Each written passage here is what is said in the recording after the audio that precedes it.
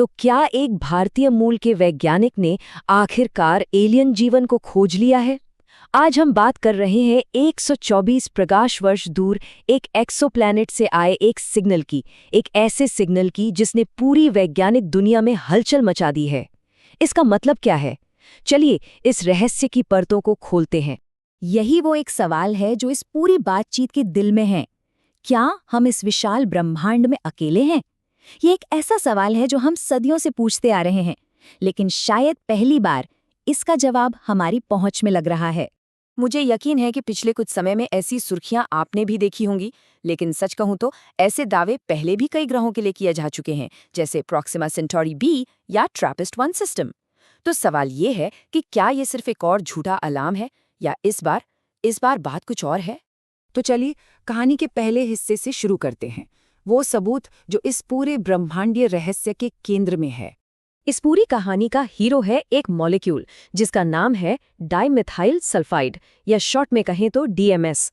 अब देखिए, पृथ्वी पर ये मॉलिक्यूल लगभग पूरी तरह से समुद्री जीव ही बनाते हैं, जैसे कि प्लैंकटन। असल में समुद्र के पास जो एक खास गंध आती है ना, वो इसी केमिकल की वजह से होती है। देखिए, मीथेन जैसी गैसें जीवन के बिना भी बन सकती हैं, लेकिन डीएमएस मिलना एक बहुत बहुत बड़ी बात है। जैसे कि इस कहावत से पता चलता है, अगर मीथेन मिलना जीवन की एक हल्की सी फुसफुसाहट है, तो डीएमएस मिलना एक जोर की चीख है। ये एक ऐसा बायोसिग्नेचर है जो बहुत जोर से जीवन की तरफ इशारा करता है। तो सवाल ये उठता है कि हम इस दूर दराज दुनिया तक पहुंचे कैसे? चलिए जरा समय में पीछे चलते हैं और समझते हैं कि कौन से जासूसी उपकरण थे और क्या था वो सफर जो हमें इस पल तक ले आया। ये सब शुरू हुआ केपलर टेलीस्कोप के साथ। 2013 में इसके 2 जरूरी पहिए, जिन्हें रिएक्शन व्हील्स कहते हैं, खराब हो गए। मिशन लगभग खत्म ही हो गया था, लेकिन फिर इंजीनियर्स ने एक कमाल का जुगाड़ लगाया। उन्होंने सूरज की रोशनी के दबाव का इस्तेमाल करके टेलीस्कोप को स्थिर कर दिया, और इसी नए K2 मिशन ने 2015 में K2-18b को खोज निकाला। शुरुआती जांच से पता चला कि K2-18b एक मिनी नेपच्यून है, मतलब एक ऐसा ग्रह जो हमारे सौर मंडल में है ही नहीं। ये पृथ्वी से 2.5 गुना से ज्यादा बड़ा है, लेकिन वजन में सिर्फ 8.5 गुना ज्यादा भारी। इसका मतलब साफ था, ये न तो पृथ्वी जैसा पूरी तरह चट्टानी है और न ही बृहस्पति जैसा गैस का गोला।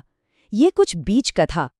तो खरबों किलोमीटर दूर से किसी ग्रह के वायुमंडल को कोई पढ़ कैसे सकता है? इसके लिए वैज्ञानिक एक बहुत ही शानदार तकनीक का इस्तेमाल करते हैं, जिसे ट्रांसमिशन स्पेक्ट्रोस्कोपी कहते हैं। जब ग्रह अपने तारे के सामने से गुजरता है, तो तारे की रोशनी उसके वायुमंडल से छनकर हम तक पहुंचती है। वायुमंडल में जो भी गैसें होती हैं, वो रोशनी के कुछ खास रंगों को सोख लेती हैं, और बस इसी फिंगरप्रिंट से हमें पता चल जाता है कि वहां क्या मौजूद है।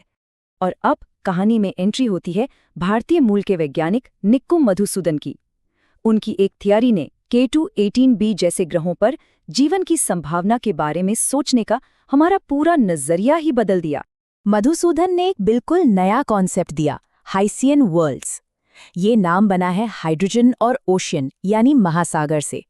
सोचिए, एक ऐसी दुनिया जो एक गहरे महासागर से ढकी हो और उसका वायुमंडल हाइड्रोजन से भरा हो। यहाँ हाइड्रोजन ही उस महासागर को जमने से रोकती है, और शायद यहाँ जीवन ऑक्सीजन के बजाय हाइड्रोजन में ही सांस लेता हो। तो अब तक हम जीवन की खोज सिर्फ पृथ्वी जैसे ग्रहों पर कर रहे थे, लेकिन इस हाइसियन मॉडल ने हमारी खोज का दायरा अचानक बहुत बड़ा कर दिया। अब हम एक बिल्कुल अलग तरह की रहने लायक दुनिया की कल्पना कर रहे थे।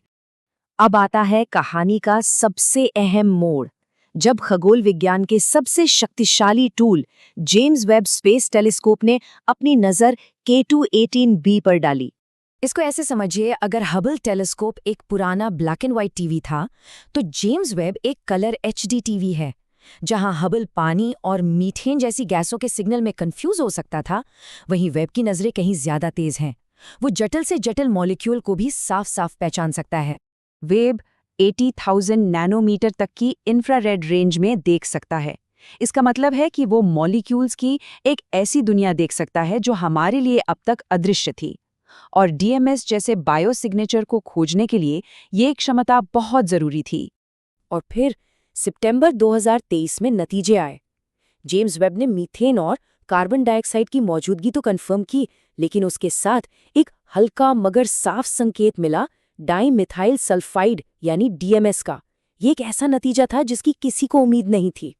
लेकिन रुकिए, विज्ञान में कोई भी बड़ी खोज इतनी आसानी से मान नहीं ली जाती। अब शुरू होता है सबसे जरूरी दौर, शक का, सवालों का और दूसरे जवाबों की तलाश का। तो देखते हैं कि आगे की राह में क्या चुनौतियां हैं। विज्ञान में हर सबूत को एक निश्चितता के पैमाने पर तौला जाता है। अभी डीएमएस का सबूत 3 सिग्मा लेवल पर है, मतलब इसके सच होने की संभावना 99.7% है। ये बहुत मजबूत है, लेकिन किसी भी खोज का आधिकारिक ऐलान करने के लिए 5 सिग्मा का गोल्ड स्टैंडर्ड चाहिए, यानी 99.99994% की निश्चितता। तो वैज्ञानिकों की टीम के सामने अब ये कुछ बड़े सवाल हैं। क्या यह सिग्नल सिर्फ एक स्टैटिस्टिकल फ्लूक यानी एक संयोग है? अगर डीएमएस है तो उसका एक साथी केमिकल ईथेन क्यों नहीं मिला? और सबसे बड़ा सवाल, क्या कोई और तरीका है जिससे डीएमएस बिना जीवन के बन सकता है? तो आगे का रास्ता साफ है। टीम को डीएमएस सिग्नल को 5 सिग्मा तक कंफर्म करना होगा, उस गायब ईथेन को खोजना होगा और डीएमएस बनने के हर गैर जैविक तरीके को खारिज करना होगा। विज्ञान की यही तो खूबसूरती है, इसमें हाइसियन वर्ल्ड जैसी एक कल्पनाशील थ्योरी भी चाहिए और जेम्स वेब जैसे शक्तिशाली टूल से मिला ठोस सबूत भी। जैसा कि कहा गया है, विज्ञान की सुंदरता ये है कि हमें स्पष्टीकरण और सबूत, सिद्धांत और प्रमाण दोनों की जरूरत है। थ्योरी और सबूत दोनों मिलकर ही हमें सच्चाई के करीब ले जाते हैं। तो अंत में हम इस सवाल पर आकर खड़े हो जाते हैं, K218b पर जो मिला है वो क्या है? क्या ये जीवन का पहला संकेत है, या फिर हम एक ऐसी प्लैनेटरी केमिस्ट्री देख रहे हैं जिसके बारे में हमें आज तक पता ही नहीं था? चाहे जवाब जो भी हो, एक बात तय है, K218b की इस खोज ने ब्रह्मांड को समझने का एक बिल्कुल नया दरवाज़ा खोल दिया है।